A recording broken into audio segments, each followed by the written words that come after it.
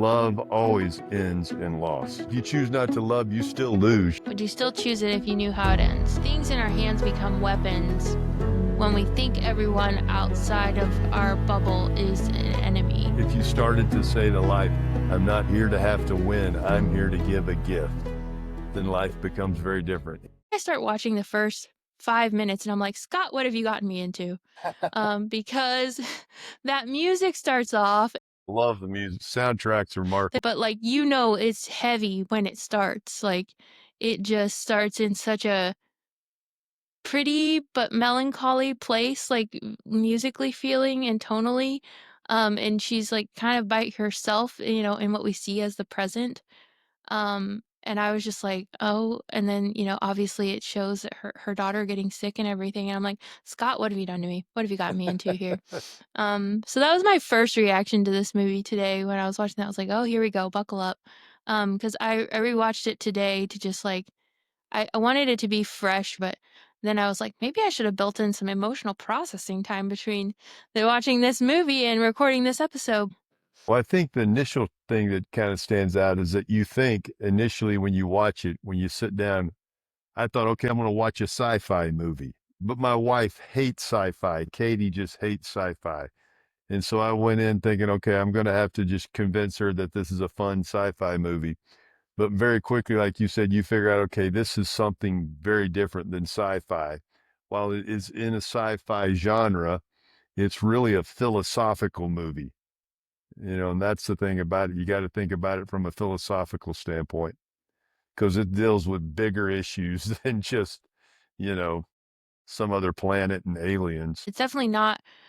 I think I wouldn't put it sci-fi first because of a lot of things. Honestly, generally with sci-fi too, there's not usually a female protagonist Yeah, that's that's true. kind of driving the whole thing. That's kind of different already, like right out the gate, and then like it's really mostly from her perspective, for the bulk of the movie, and so and then just like you said, the emotional tone of it initially, it's not like starting off mid galactic battle or anything, Yeah, you know, no. it's right out the gate. You're like, oh, did I click the right thing? Is this what I want to do? Like, because I thought I was clicking. And I think it's sci-fi in its like trippiness, but you don't really realize how trippy it is almost till the end. Yeah. Um, we wait a while, like she finds out that there's like aliens basically have landed, and but it's a while before we see anything, even the, like, thing that they have landed in, Yep. um, and they, like, kind of hide that, and then, like, the first view we see of it is kind of, like, really partial and shaky and, like, through this, like, person running through a crowd's camera and everything, and chaotic, and we don't really see it very clearly, which is kind of probably her perspective at the time, like, she's not got a clear picture of what's going on yet either. What stood out to you about this movie the most? There's kind of two themes that run through it from a high level. One's one that I know you've pointed out as we've kind of exchanged text and stuff back and forth is that kind of that idea of, would you choose love or what would you choose if you knew that what was going to happen on the other end was not what you would want to happen? But then the other theme that I think that really is intriguing throughout the first 80% of the movie is the idea of language, the power of language, the the the importance of language, even the screen that is in front of them and the fog that so easily kind of surrounds language and how important language is and just, in our own world, especially in a spot where we live in a world now where politicians in particular can throw out anything they want to say anytime they want to say it, however they want to say it, with no consequence and with no retribution. And in this movie, the language is such an important piece. Even when they, use the word weapon, and weapon is Mm. not, it's Yeah, not they may necessary. mean, What they like, use, tool. yeah, yeah, they meant it in tool as opposed to this, defensive mechanism that we use it, power kind of thing. So those things, the whole language piece to me is just so intriguing. Yeah. No, I, I thought that was really interesting when he was reading her paper to her when they first meet, Yeah. Ian and Louise. They're meeting on this, like, chopper plane. I don't remember if it's a chopper or plane or whatever, but like they're talking through headsets and he reads the prologue of her paper to her and she basically says the fundamentals of like society and the functioning of the world and everything is language. And he says, "No, yeah, it's nice, but it's wrong. It's science." And I'm like, "How do you document or communicate that science, sir? Yeah. How do you do that?" Like, but I also love that she didn't she's such like a contained person. She's like Very kind of careful. very careful, kind of operates quietly and humbly like outside and above it all a Yeah. little bit in a lot of ways because she didn't she knew he was ridiculous, but she didn't feel the need to correct him. She's like, all right, if that's who you're going to be, I'm just going to let you be over there, and like kind of just let it sit. And I think that was really interesting of her, like just kind of throughout, she chooses she doesn't really choose to argue. She just kind of decides when something is important enough that she has to just like take action if she disagrees. Like, cause she doesn't really fight with anyone. She kind of just is like goes along with it if she feels like it's not worth fighting or like decides actually this is catastrophically wrong if we don't fix this. So I'm just gonna run and go call this Yeah. The Chinese Chinese leader. diplomat or Yeah. whatever. Like so that was kind of crazy. But I thought her just like her whole approach to everything was really really interesting and I really appreciated her. Like she's not the typical like main character, I feel like in a lot of ways, but like your comment about language being, a theme for sure. And there's like a I think too, like, there's it has power and the language is a weapon, you know what I mean? Like in a lot of ways. But I think too, there's a Brene Brown book. It's called Atlas of the Heart, and she starts off with the quote that says, "The limits of our language are the limits of our world." And it's very, and I was like, yeah, because if you can't articulate it, like you can't in effect like really act on it or like engage conversationally about it, and No, I it's like, appreciate the fact that Louise understands the power of language. And then for mhm, her, the real power in all of it is not the bombs or the gun or the weapons. The real power is in language, understanding each other, communicating with each other. And even in the end, in a lot of ways, while kind of the big question mark of the movie turns, it's still in many ways about language and communication. Her and Ian, her finally telling Ian, hey, I know this and this is what's going to happen, you know, and the power in that. So there's still so much of it that's about communication and how we communicate with each other and the importance of it that just, mhm, especially in today's world, seems to be so yeah. important. And I do find that interesting. It's kind of, and I got a little bit thinky about this, but like just realizing they get scared when the word incorrectly weapon comes out and what do they do when they're scared? They like Yeah. stop talking to each other Right. immediately. When they're like they say they're going to try to divide us and then what do? Divide themselves. Yep. Like literally like stop talking to each other. And that's something like I've been through different situations and different like there's always, political things, different places and whatever. And like people who want to control the situation, want to control who and what is allowed to communicate, and with each other and with whom and about what and those kinds of things. And I always feel like it's never actually usually helpful to anyone, like unless you're just Yeah. trying to really tightly control the narrative. But like what I find interesting is like it's also a little bit gendered sometimes in the way like that like women tend to be the ones that communicate with each other a little bit more and more openly, I feel like that's one thing I've noticed at least, like when there's something going on, like men are always surprised at what women have told each other, like like so like they're like, wait, how did you know? Well, we all talk to each other all the time. Yeah, She's willing to communicate and yeah, wants to yeah. communicate. The men just want to immediately run for the power side of it. Yeah, It's yeah. not about communication, it's about power and communication. They communicate through power. It's like, okay, this is hmm bad. Yeah, well, and then when they like all of a sudden are like bringing in guns out of nowhere, I was like, I know, why are yeah. we responding with guns? I'm like, what? How did we jump to that? Like, literally, you're on this military base for most of the movie, and you get halfway through the movie before you see a gun, and then Yeah. they come out and they're, like, unloading them off this truck, and it's, like, jarring. You're like, "Wait a second, that's not what we've been doing here." And it's just, like, her posture, like you said, of just, like, that calm. There's also, like,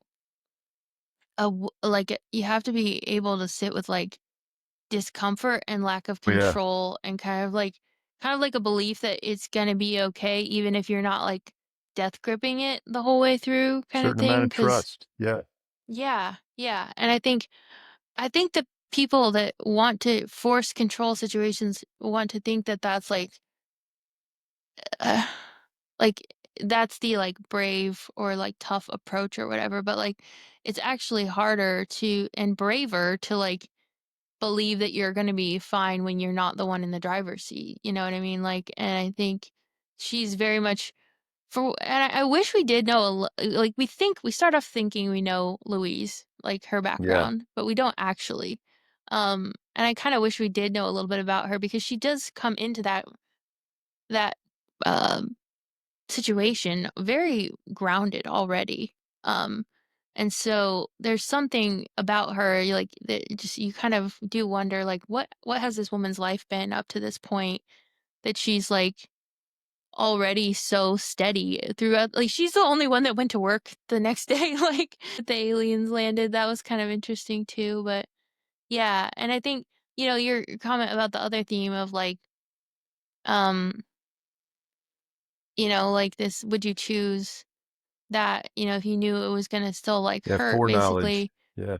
Yeah, which is so interesting, like, I think I mean, maybe you haven't thought this thought exactly, but I feel like when you go through something kind of crazy in your life, you realize what you actually lose is not certainty. You lose the privilege of the illusion of certainty. Yeah. Like, none of us really have it. Like, it's all, anything could happen to any of us, like, at any point. But it's like that kind of, like, functional illusion of it, of, like, the worst thing could, might, has happened. Like, um, I think that's the thing that people struggle with, is not having that to be able to get through their day and think that they'll be okay. But Yeah. No, that's true. Yeah. yeah. It's all an illusion to some degree, like you said. Even the issue of power for them, it's all an illusion that somehow they have any control over what the aliens are going to do or how they're going to respond or anything. I'm really intrigued too with both Louise and the aliens, how they always choose to respond in peace, in kind ways. The aliens don't blow anything up. They don't, in fact, the humans kill one of the aliens and still the alien responds in a kind way. Yeah. They're generous, they're kind, they're gracious. They give Louise the ability to understand their language, to see the foreknowledge, to see the future. Because, which I thought was interesting, we always like to think of language and all of life as this kind of linear model. And for them, it's all abstract. None of it's linear. Yeah. It's very much more thematic than it Yeah. is, like, it's connected by what it means, not when it happened, like, Yeah. necessarily.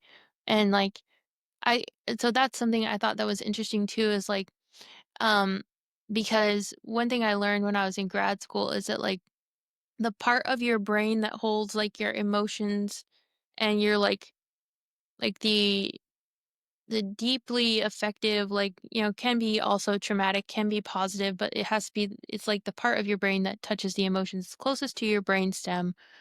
Um, it's it does not have a timestamp.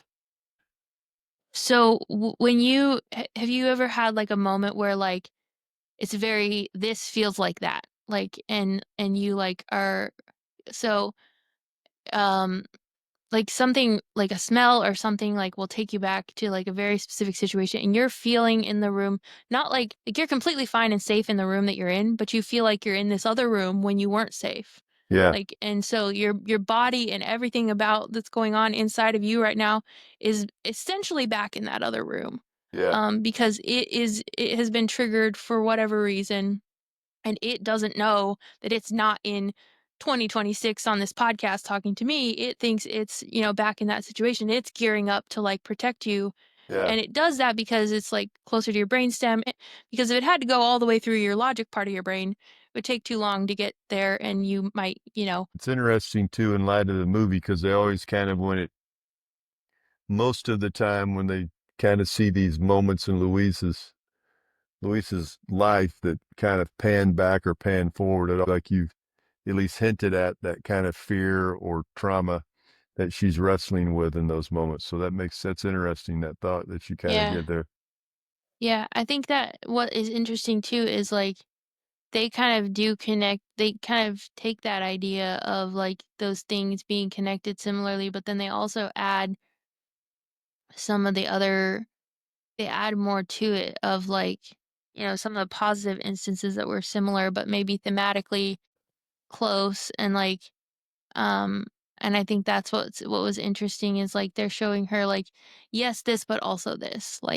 Yeah. Like, they're almost introducing her yet because it kind of feels like the first indications we have of her memories are pretty negative, and then we kind of spin into, but they were connected to, Positives. Yeah. like, the laying her tucking her in, like, there's, Yeah. like, the last tucking in, but then there's, like, all the other ones, and, Playing like, in the those kinds backyard of, and yeah, with like, Cowboy and all the other stuff. Yeah. these alien characters, is like, they're just so much more integrated than Yeah. humans seem to naturally be, like, of, like and she even said, like, the way that their language kind of connects things, like, thematically, it's communicating in a different way than audio language can, um, and I thought that was really interesting. You're not limited by time by any stretch of the imagination. It is a little bit like, well, it's easier to be nice when you know what you need and how it's all gonna work out to some extent, but also, like, most of the time, for most of us, like, it is all going to work out, like, and so, to hold that perspective a little bit of, like, not being so freaked out and so triggered by what you don't know in the moment, I think there's a little bit of just, like, wisdom even in that level, like, but there is such a lack of tolerance for ambiguity. And But I mean, I love the fact that it kind of ends on this idea of if you knew the pain that was in the front, to what extent what would you give up to avoid pain? And for her, she'd have lost the relationship with Ian. She'd have lost the chance to have a child, all those things. So, for her, the relationship was important enough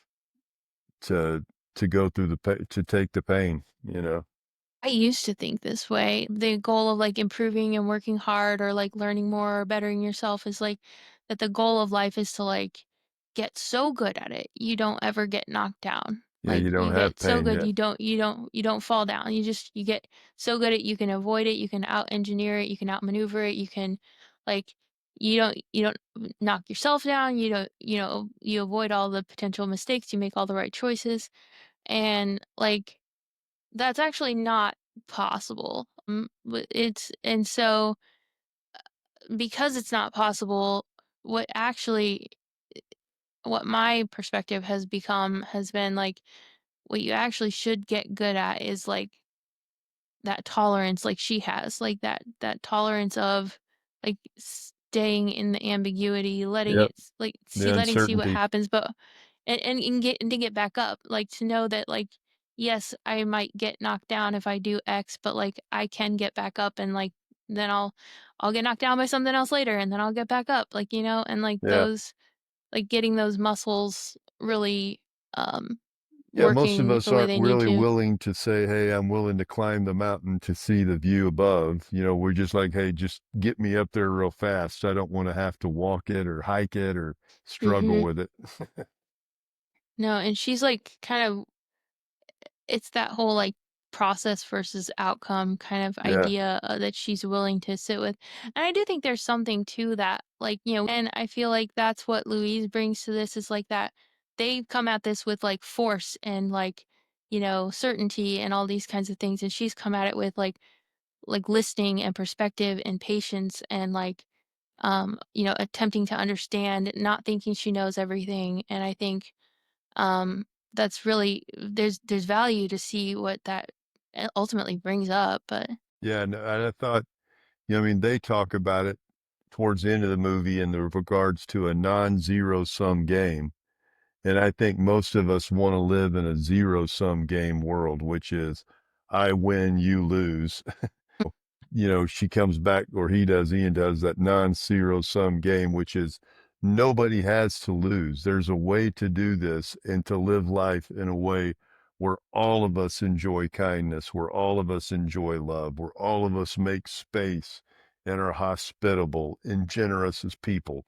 I don't have to be a jerk. You know what I mean? I don't have to ruin your life to advance my life. Yeah, for And I sure. appreciated that emphasis in the movie to say, hey, just because you have the most guns or the biggest bomb doesn't mean that you win. This is an alien race.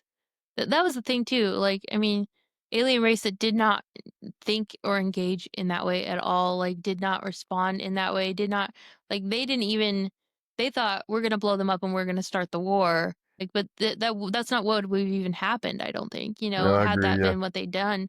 And honestly, the question too, it's a little bit prideful to think that you could.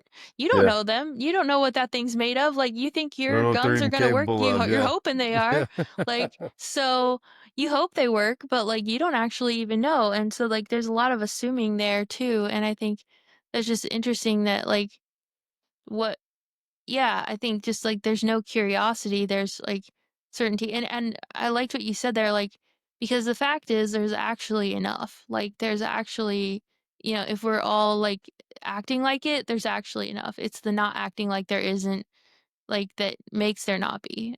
Yeah. It's a, I mean, you brought up the scriptural piece. The one that always strikes me is in the book of Jonah, in Jonah chapter 3 at the very end, when the king, when Jonah's finally preached the message of repentance, and the king tells the people to repent and lay down the weapons that they hold in their hand.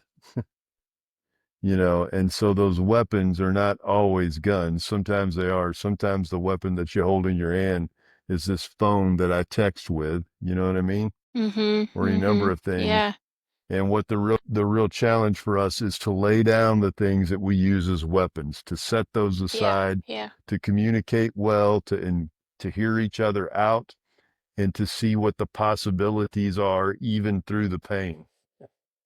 Y I think things in our hands become weapons when we think everyone outside of our bubble is an Yeah, enemy or, it's a good like, way to say out it. to Yeah, get us or, like, that then they become weapons, we they use them become that way. tools Yeah, of harm. Yeah, we're viewing everyone in that way, and um, I think it's like it and that's one thing she does too in this movie is, like, they have to see me. Like, yeah, the conversation starts when she gets closer. yeah. I They start agree. to Yeah, she understand takes each off other when she gets the Yeah, hazmat suit and actually steps out yeah, and gets close yeah. enough to touch the screen and the Mhm, fog, and mhm, suddenly they can yeah. communicate clearly. And then she realizes, like, from that point on, she's not afraid of them at all, Yeah, really, because she's like I mean, not to say that she doesn't think that there's, like, potential danger or possibility of it, but she personally has, like, put herself in such a position with them that, that should like, take the risk she to doesn't have a communicate reason. better. Yeah, Yeah, yeah, yeah. I think and I think it's like an onion. You just keep peeling yeah. and trying to get to the middle of it, I but there's like so much anything and that I makes you think think. If it really makes you think, it's like, okay, yeah, this is great, and that thing does. It really yeah. causes you to It think all really the way does. through. It does, Okay, yeah, now you and I asked the think one big question in our text earlier, which I think is part of what it asked. What was it you said that would you be willing to love if you knew it would end in death? Is that what you said? Is that how you asked it? I think that's the way she asks it in at the end. She says something like I'm trying to think And where I it can't was remember what she here. says. I mean, I remember something, but I couldn't think of it right off. Would you still choose it if you knew how it ends? So I think, I mean, what do yeah, yeah. when you asked me that question, my first response was immediately is love always ends in loss, you know. And what I mean Yeah, by that is, yeah, I loved my father. My father was 82 years old when he died 3 years ago. I love my dad, but that ends in loss. I love my wife more than anyone on the planet by far.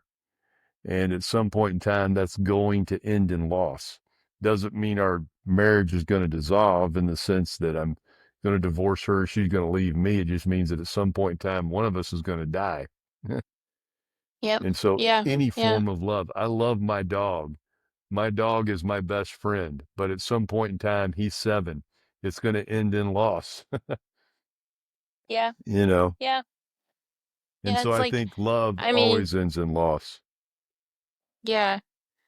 Yeah, it's a witch loss, right? Yeah. Like loss of having no experience and being a like there's a loss of a life you could have had Yeah. if you choose not. Yeah, if you choose not to And love, you you still lose. If you choose not to and love, you you still lose. You're gonna lose. yeah. What you Yeah. lose is not Yeah. worth it. In that situation, what you have to say is, love is more important. My relationship with you is more important. My communication with you is more important. My understanding of who you are is more important than anything I might lose in the process. But when we think, it kind of goes back to that spot you were talking about earlier about generosity. When we operate in a world of scarcity, then we're unwilling to risk. And risk requires loss at some point in time. It just does. And so you have to be able to say, hey, my relationship with you is more important. My relationship with my kids, my wife, whoever it is, this is more important. And I'm willing to lose. I don't have to win. It's not it's a non-zero sum game. I don't, no one, we win by being in the relationship with each other. Mhm. Mhm. Yeah. No, that's yeah, absolutely. And Winning I think can't it's like be, that. Yeah. winning can't be the objective. At No. some point in time, No. you have to say the relationship is more important than me being right. Mhm. Me being in Right. a right Yeah. Or relationship me with you being is more, guarded. yeah, 'Cause, like, if it's a matter of, like, well, I trusted this person and they let me down, they ended up not being who I thought they were. Okay, but, like, you obviously trusted them for a reason, there was something positive that was happening there, like, yeah. something you were choosing and chasing something positive because there's something positive in you, and, like, isn't that like, the alternative is you don't trust anyone and you're this closed off, angry person, like, That's not healthy. No, that's not who I wanna be. no, and it's like I always tell people, every healthy relationship has boundaries. There are healthy Mhm. boundaries, but healthy boundaries doesn't mean winning and losing. Mhm. No. We Yeah. feel like we have to couch everything in winning and losing, as if it is Mhm. all somehow some kind of sport. Life is not a Yeah.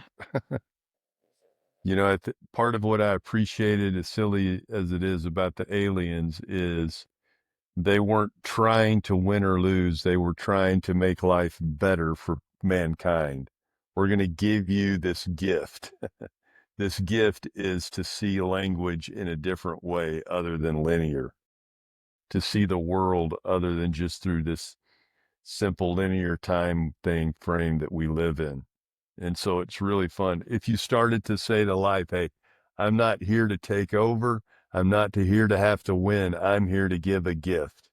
Then life becomes very different. Anyhow, it's just the whole movie. And I don't want to hash the same thing, but the movie forces you to kind of think about those big things. And if you're willing to stop and spend the 2 hours watching it, it's really a very good show.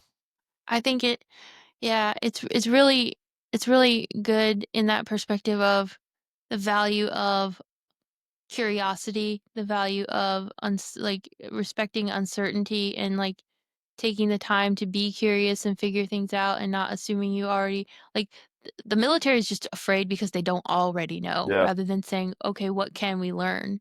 They're kind of like afraid that they just don't already immediately have Yeah. the answers. And I think that's really we didn't all have to be on high alert because nothing physically they didn't harm anyone by No. landing. Nothing in effect actually bad had happened. Yeah. Something weird happened, but nothing bad happened.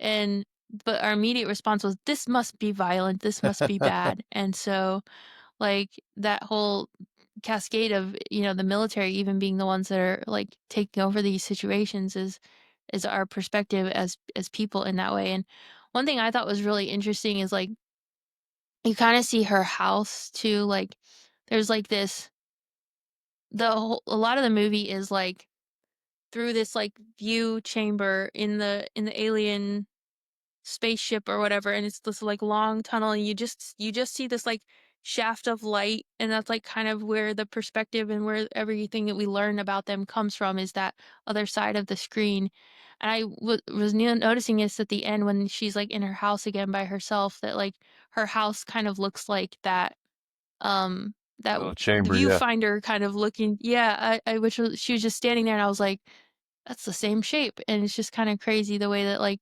that's her perspective is, like, looking out to see kind of, what's going on and, like, openness really, because her whole house even is, like, open, and I just thought that was really cool. It's Beautiful, really serene lake. I'm really grateful that we had the chance to talk. I appreciate you. Yeah, cool, it was fun.